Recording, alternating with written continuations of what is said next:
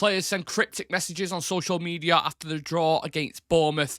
Things we are going to get into on today's episode of Pros and Cons. Welcome back to Pros and Cons, everyone, where we've officially hit breaking point with the manager, Erik ten Hag, and the current crop of players. The wheels have been slowly coming off in the past couple of weeks, and if Bournemouth would have got that penalty towards the end of the game, it would have been curtains. I think it would have been curtains for Erik ten Hag, and we'd be having a completely different conversation this morning. However, Bruno Fernandes manages to rescue a point and potentially the manager's job with a volley in the first half and a penalty in the second. But yet again, we're sat here talking about a lack of effort, a lack of cohesion, more drama on and off the pitch, and tension ramps up as we currently sit 7th in the Premier League table, level on points with Newcastle. If West Ham win today, we will go 2 points behind them, I think. We're 10 points behind Villa and Spurs, 21 points behind the title chasers. It's been an absolute disaster. Not the second season that we had planned after Erik's first successful one.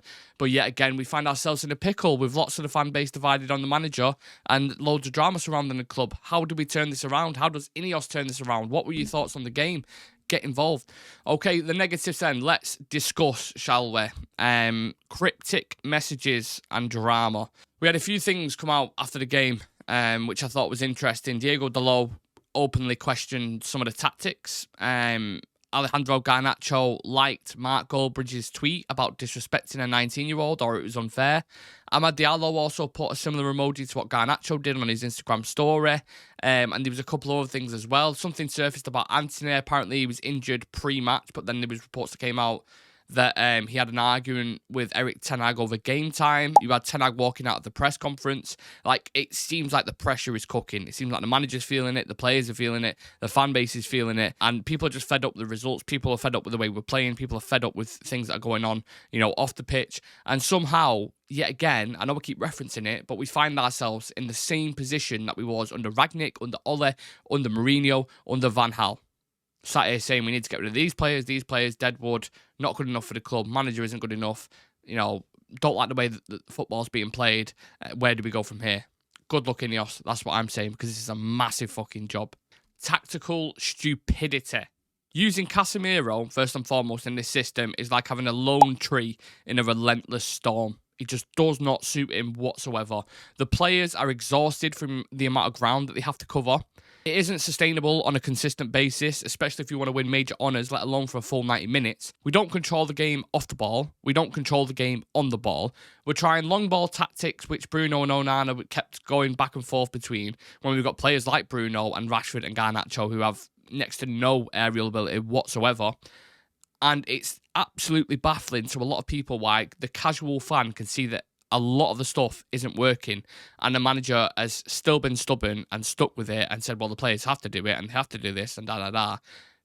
And he hasn't been able to pivot away from it, and it's causing performances like Chelsea, like we saw against Bournemouth, like we saw even at Liverpool the first half, 0 shots on target, like we saw against Brentford, like we saw against Fulham. It's unacceptable and it is not working. Space, space, space. Bournemouth's first 2 goals followed the exact same theme, again, we've seen all season.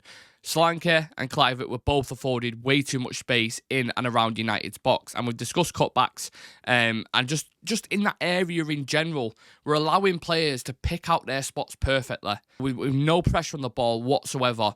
I know it wasn't the ideal back four. I know it was chopping and changing again. I know it was, Dallow's been the only real consistent one in that back lineup, so I get the chopping and changing. There's not that much chemistry there, but these are still professional footballers who are on Man United's books. The defending is so amateur, with the players being undone with the simplest runs. It's basic shit that you see in Sunday League football that we're witnessing here, and these guys are paid hundreds of thousands of pounds per week because they're classed as professional footballers. Absolutely dead. Drop Marcus Rashford, for God's sake. There is a huge question over him at the moment, and the performance against Bournemouth did him no favours whatsoever. I've never seen a man look so disinterested playing for his boyhood club.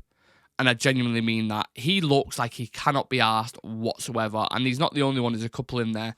There was flashes of him being a little bit more motivated to kind of track back, which we appreciate as fans, but you don't just need flashes. You need this on a consistent basis. That's why Garnacho's ran into the ground, because he actually tracked back.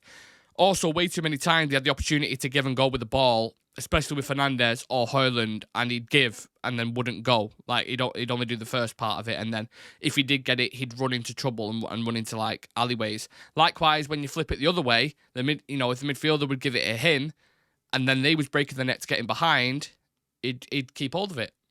Do you know what I'm saying? So he's not doing both sides of the game. This is the most frustrating thing, and Ten Hag keeps starting him. He keeps starting. After that interview with the Players' Tribunal where he's saying, don't ever question my commitment, I'm sorry, but you're giving us... And do you know what, right? After that interview he did with the Players' Tribunal, he says, like, don't ever question my commitment and da-da-da. I'm sorry, Marcus, but you are giving us gigabytes of video evidence that disproves your audio snippet, mate. It's as simple as that. People are questioning your commitment because we have eyeballs. We can see what's going on the pitch.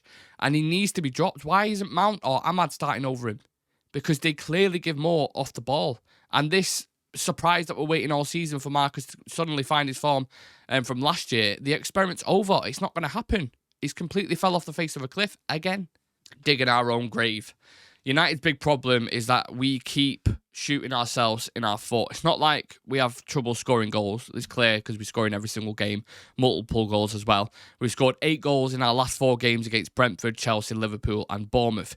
The issues come with how many goals we're actually conceding, right? So the scoring part is fine because we had trouble with that in November, December where we couldn't score a goal for like 4 or 5 games. It was atrocious. And it seems like we've gone completely the other way now. Like, we can't stop scoring, but also we can't stop conceding. And the issue is it comes right after we score, or right after a certain moment where we concede in clusters almost, which is just so bizarre.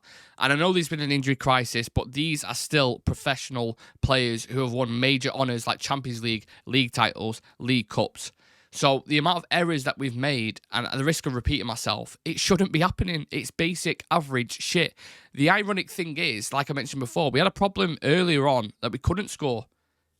We fixed it, and it's almost like Ten Hag's gone, right, in order to get goals, we're going to have to just play this chaotic, frantic, end-to-end, almost drag them into a street fight approach to football. Like, if we was a UFC fighter, in terms of our style, it'd be Nate Diaz. You know, win some big ones, surprise sometimes. That's a perfect analogy. We are the Nate Diaz of football.